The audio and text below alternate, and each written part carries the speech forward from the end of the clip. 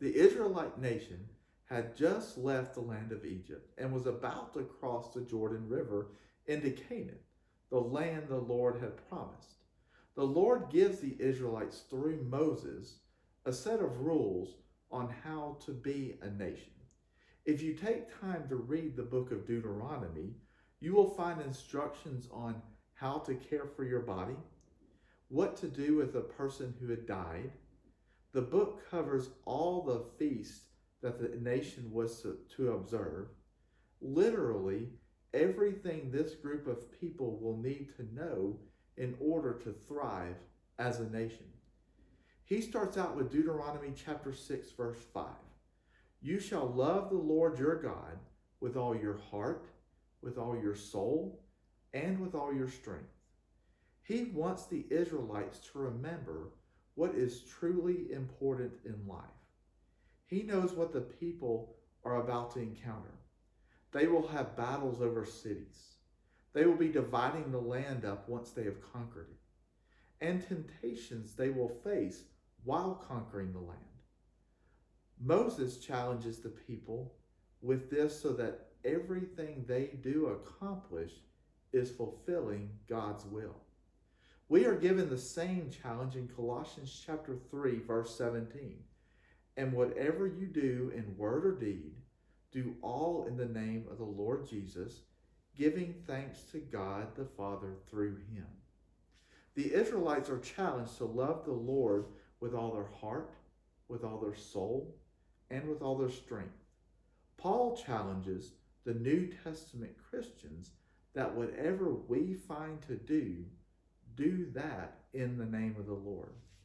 When things in life are not going our way, it is hard to swallow our pride and humble ourselves and focus our minds on the things that the Lord wants us to do.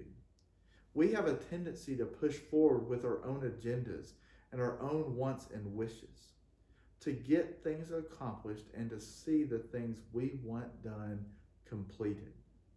Jennifer and I got a taste of this with her illness. It was so hard not to be in control. We were not sure on which decisions to make.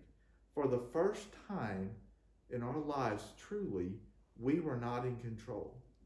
We had to allow God to work and trust him rather than ourselves or others. We focused completely on our love for each other, our love for God, and our love for our families. And the Lord took such good care of us. The world we live in is ever changing. This last year, about this time, I flew to the Grand Canyon for a day and made it back home for dinner. Yesterday, I was allowed to go out to dinner for the first time in several weeks. The most important thing is to love God completely and to make sure the things we say and the things we do brings honor to him, and trust him to take care of everything else. In both of these situations, he took care of us. The latter part of this verse instructs us to give thanks to the Father through Jesus Christ. James chapter 1 verse 17 reads, "Every good gift and every perfect gift is from above, and comes down from the Father of lights, with whom there is no variation or shadow of turning." Sometimes it is hard to see God's hand working in the difficult times.